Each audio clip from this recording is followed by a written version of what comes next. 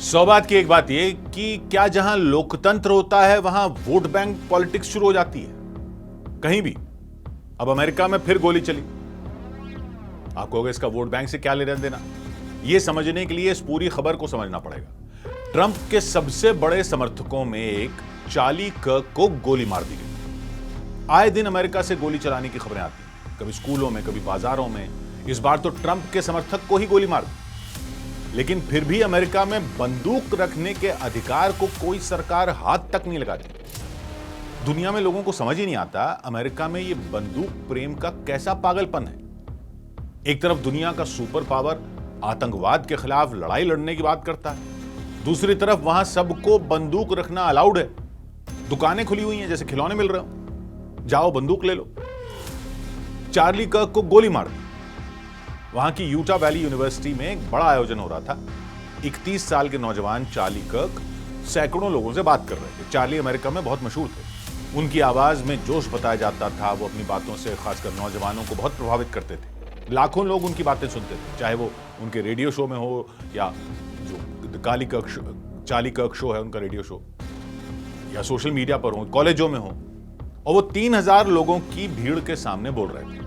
अचानक एक गोली की आवाज गूंजी। गोली चार्ली की गर्दन में लगी। लोग डर के मारे चीखने चिल्लाने लगे। चार्ली को तुरंत अस्पताल ले जाया गया, लेकिन वो बचाया नहीं जा सके। और खबर पूरे अमेरिका में और पूरी दुनिया में आग की तरह फैल गई। लोग सदमे में थे, कुछ गुस्से में थे, कुछ डर गए थे। यह हादसा सिर्फ चार्ली की मौत की कहानी नहीं है, ये अमेरिका की उस संस्कृति की कहानी है जहां बंदूकें हर कोने में हैं और हर दूसरे दिन कोई ना कोई गोलीबारी की खबर आती है।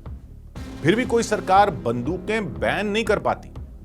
और सबसे बड़ी विडंबना यह कि चार्ली कर्क खुद बंदूक संस्कृति के बड़े समर्थक थे। तो कौन थे चार्ली कर्क? चार्ली इलिनॉय नाम के वहां के एक राज्य में पले बढ़े।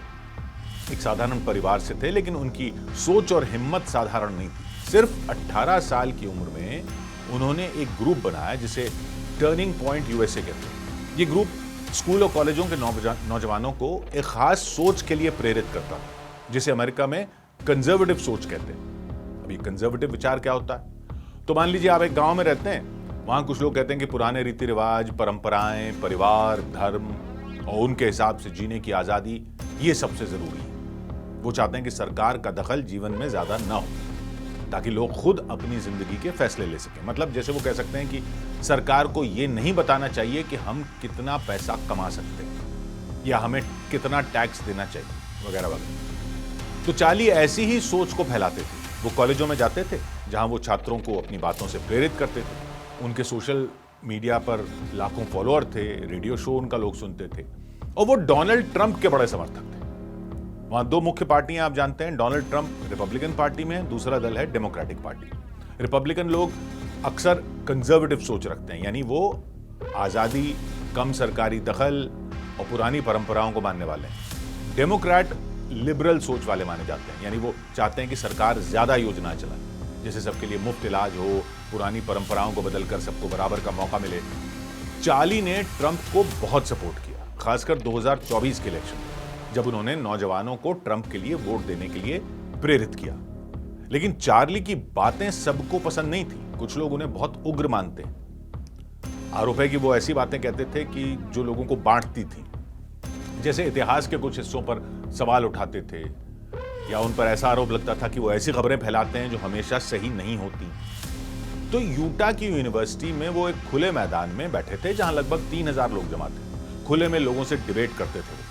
ये उनका स्टाइल था, खुले में डिबेट करते थे और डिबेट को नाम देते थे प्रूव मी रॉन्ग, यानी मुझे गलत साबित करो, और फिर डिबेट करते थे लोगों से। वहां कुछ लोग उनका समर्थन कर रहे थे, कुछ प्रोटेस्ट कर रहे थे, यानी वो चार्ली की सोच से सहमत नहीं थे और अपनी नाराजगी दिखा रहे थे। दोपहर 12:20 पर जब चार्ली बोल रहे थे, अचानक एक गोली की आवाज आई। गोली उनकी गर्दन में लगी। लोग डर गए, चीखने चिल्लाने लगे और चार्ली को तुरंत अस्पताल ले जाया गया, लेकिन वो बचाए नहीं जा सके।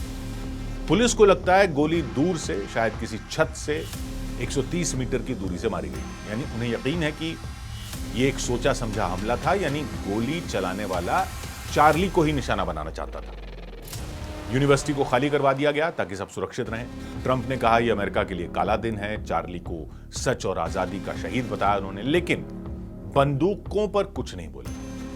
अमेरिका में कोई भी आसानी से बंदूक खरीद सकता है। स्कूलों में, कॉलेजों में, बाजारों में, सड़कों पर, जहां देखो बंदूकें चलती रहती हैं वहां। तो ये कैसा देश है? एक अनुमान है आज की डेट में अमेरिका में करीब 50 करोड़ बंदूकें हैं। 50 करोड़। और लोग कितने हैं? टोटल करीब 34 करोड़। यानी इंसानों से ज्यादा बंदूकें रखी हुई हैं लोगों ने, शौकिया। और सब लीगल है, कानून में कोई रोक ही नहीं है। मतलब हर इंसान के लिए 1.5 बंदूक है, ये हिसाब है। मतलब एक गांव में अगर आप रहते हैं तो वहां 150 बंदूकें होंगी 100 लोगों पे। लेकिन हर कोई बंदूक नहीं रखता। एक सर्वे कहता है सिर्फ 32% एडल्ट, यानी करीब 8 से 10 करोड़ लोग कहते हैं उनके पास बंदूक है। 46% घरों में, यानी करीब 6.5 करोड़ घरों में कम से कम एक बंदूक है। आधे घरों में बंदूक। 39% पुरुष बंदूकें रखते हैं, यानी हर 5 आदमियों में 2 के पास। 22% महिलाओं के पास बंदूकें। गांव में आधे लोग बंदूकें रखते हैं। शहरों में 20% लोग बंदूकें रखते हैं।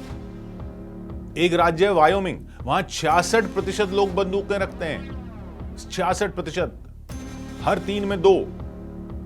तो समझे आप लोकतंत्र का चक्कर।